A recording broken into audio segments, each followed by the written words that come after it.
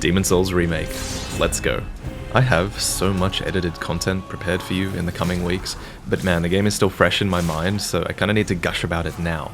Case in point, actually, while I was editing this, I noticed that Dregling catches fire from his buddy's torch. That's a small taste of what's to come, because the attention to detail, the game is just dripping with it. Knowing me, this series will probably only be a few episodes, but I'm going to try and do at least one episode per world, and it'll be edited so that if you see my camera on screen, it's a stream highlight, and if not, then it's post-commentary. First up, character creation, which is so detailed now, but be careful with your choices. Okay, you gotta be able to like make ugly characters. Yeah, you can make ugly characters. So in this game, you can stack regeneration, or in the original you could. So the plan is, get like 5 different types of regeneration and just stand there and not die. That's the goal. Let's go. King Alant XII, by channeling the power of souls, brought unprecedented prosperity to his northern kingdom of Boletaria. That is, until the colorless deep fog swept across the land.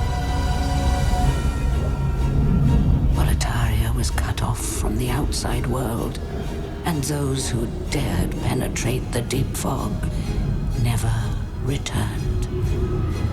But Valafax of the Royal Twin Fangs broke free from the fog and told the world of Boletaria's plight. That the old King Alant had roused the Old One, the great beast below the Nexus, from its eternal slumber, and that a colorless fog had swept in, unleashing terrible demons. The demons hunt down men and claim their souls. Those who lose their souls lose also their minds. The mad attack the sane, and chaos reigns. Valafax also spoke of the enticing power of the demon souls.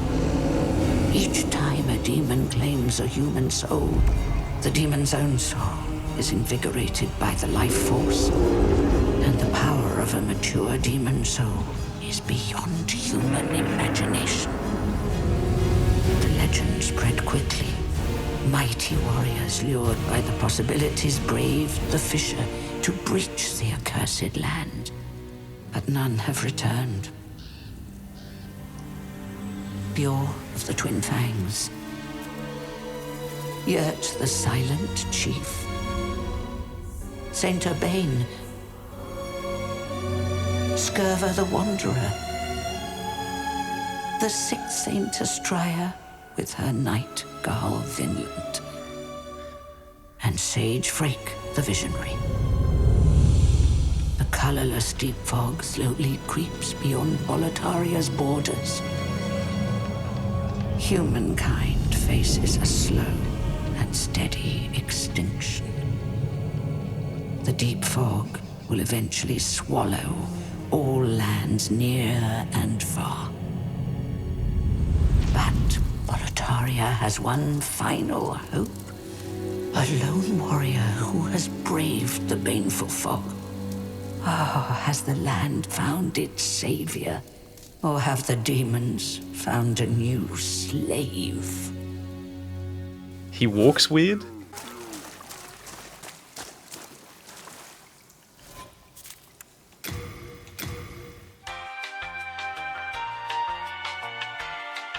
Okay. So what's happening here is you're entering the fissure that was left by Valafax, who came to this land before you and was the only one to escape. And he basically forged the way for everybody else to come after him. Okay, good. Good run. Interesting. Ooh. Nice. So, they changed the weapon animations, but one thing they said that they did, they made them all different animations, but they kept the cadence of the attacks. So they're all like the same speeds, and similar hitboxes, I guess. Alright, spin to win, let's go. Oh, oh, that's so cool. Get a backstab? Okay. Alright, there you go. Here's your animation, chat. Oof.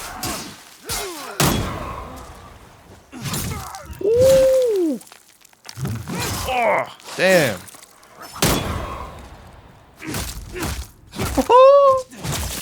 That's so fucking cool.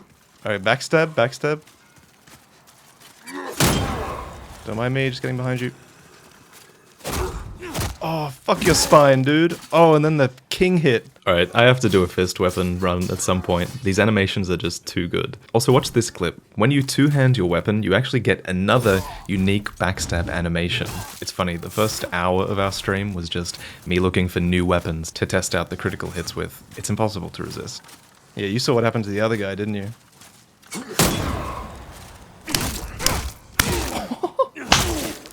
So we punch our way to the Demon Vanguard and beat him first try. Ask anyone. Ignore that this is a different character. Anyway, his is one of the more controversial remake designs, simply because he looks a lot more grotesque here than he does in the original. In the original, he's a bit more goofy looking and a lot more alien, if that makes sense. So the debate surrounding all these design changes is a really big one, and I don't have my full thoughts on it. So to put it simply, I've played for about 10 hours now, and I can confidently say, at this point anyway, the remake is so faithful to the original game. I think it's actually faithful to a fault in some cases, but the handful of jarring changes that I've experienced right now, they don't really bother me, and I think they were actually inevitable in a project of this scale, but the important thing for me is what makes up for these missteps. And what you think is a misstep is going to be different for you, but what makes it up for me, at least so far, are some of the braver design changes that they've managed to pull off. The backstabs, the riposts, the punches. The mind-blowing attention to environmental details, and perhaps most impressively for me, the new facial animations. I'm Stockpile Thomas. Look how it zooms in. When the scourge came, I didn't know what hit me. Look at the mouths. When I came to, I found myself here. This is good animation, right? Nexus. That's not bad. My wife and daughter fell victim to the demons. But I would be worthless in battle. At the very least, I hope to lend my assistance to you brave slayers of demons.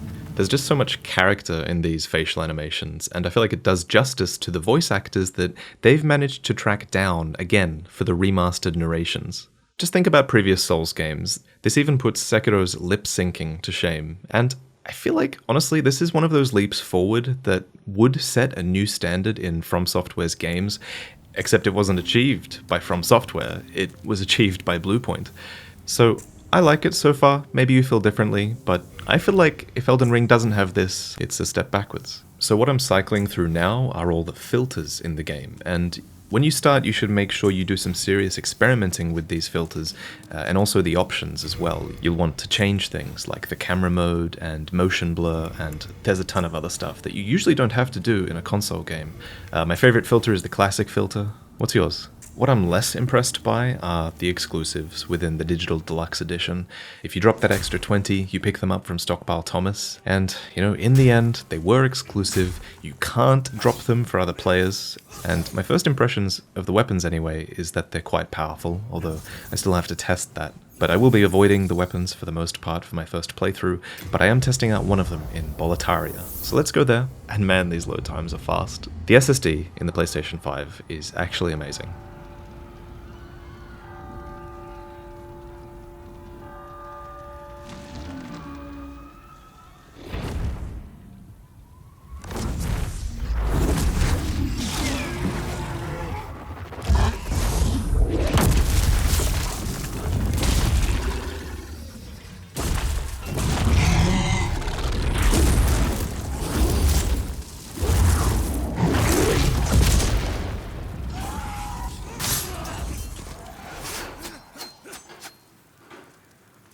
I can't even see.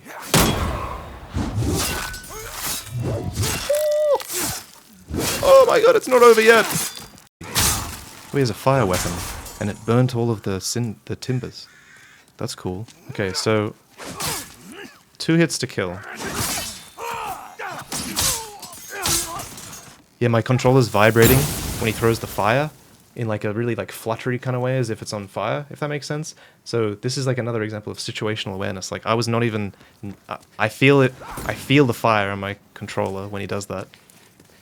So it's a good way to like know what's happening off screen, I guess. Cool. Ooh, with a little flourish. Okay, so that's the rapier. Photo mode on the touchpad. Okay. Off we go. Okay, you can't go too far. Photo mode. It's insanely powerful, and it's going to be an absolute meme machine. I saw some people complaining that it's a way to unfairly pause the game, but I think that's kind of silly. For one, it's locked behind 3 button presses, so it's not exactly convenient in combat. And secondly, Sekiro had a 1-button pause, and I think that was actually healthy for the game. So in any other From Software game, photo mode would be like, who cares? But this is Bluepoint we're talking about, and you are constantly in awe of the visual detail on display, and photo mode allows you to truly stop and admire what's going on in every scene. You have to remember also, this video is rendered in 1080p, and on top of that the stream recording isn't perfect, so the quality at 4K on my end probably looks about 4 times better, remember that. So photo mode is valuable, and it's very valuable for creators who need this kind of mode for thumbnails as well.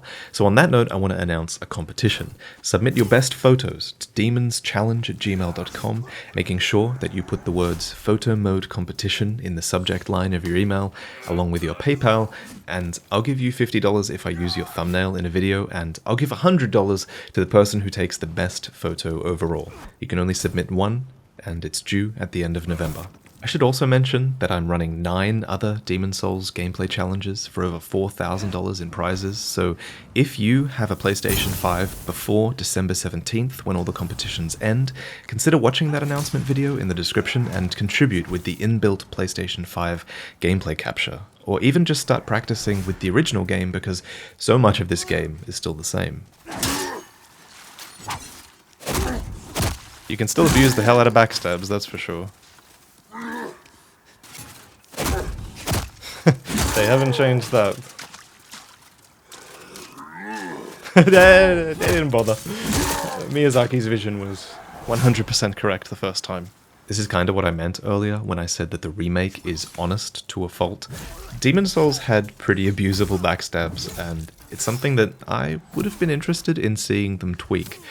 I could go both ways on this though. In some ways it's actually really charming that a lot of the classic jank is still in the game, and I can't riposte this enemy while he's standing on the stairs, for example. That's some good next-gen nostalgia, and man, I love this clip where the other holo just leaps past me, blowing up the barrels, and smolders in the background as I take out this guy.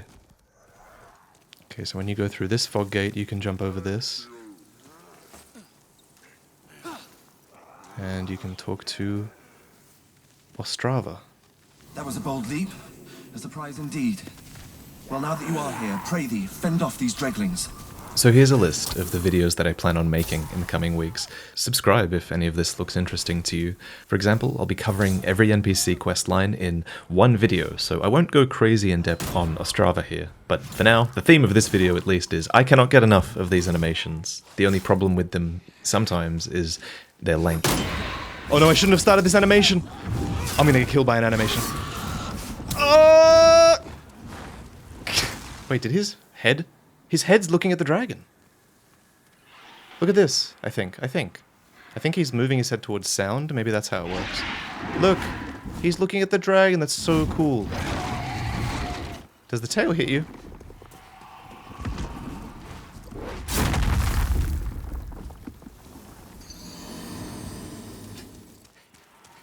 Look at them like looking around for me.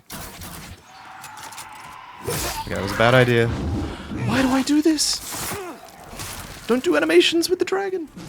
To end this video, I'll fight the boss, and the thing I actually want your opinion on here is the music, so I'm gonna raise the volume on that and let you compare it to the original as well.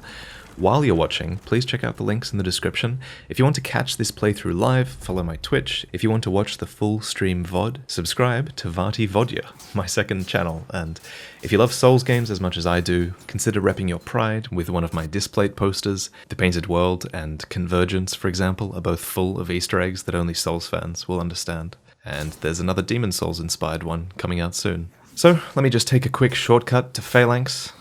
Alright, there we go. I know you guys watch me for these sick tips, and I'll see you next time. It's an honor to be able to share this with you guys.